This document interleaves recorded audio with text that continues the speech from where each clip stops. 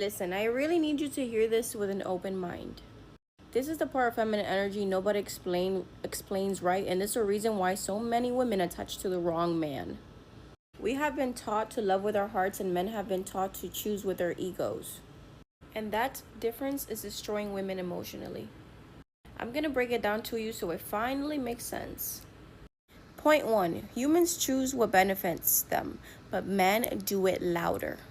You go into relationships thinking, how can I love him? How can I show up? How can I make this work? Most men go in thinking, what do I get from this? Does she make my life easier? And does she make me feel like the man? Not because they're evil, but because they've been conditioned to be self-focused. Meanwhile, you were conditioned to be self-sacrificing.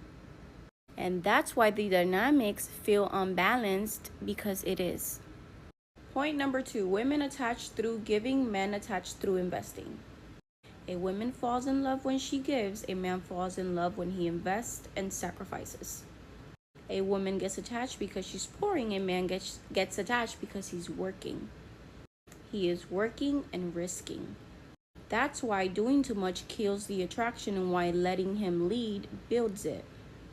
And that is not my opinion, that is psychology. This is psychologically, biologically how we're wired. Point number 3, when you do things for a man, he doesn't think she's amazing.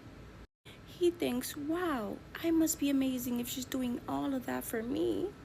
It feeds his identity, his storyline, his ego.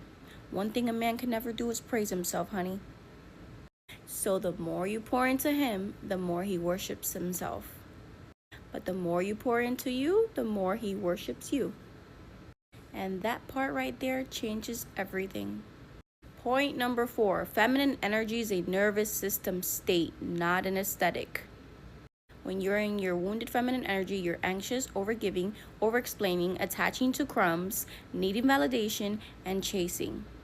When you're in your healed feminine energy, you're regulated, receptive, grounded, self-centered in a healthy way, focus inward, and not impressed by bare minimum. And that's why reflecting his effort back to yourself is powerful.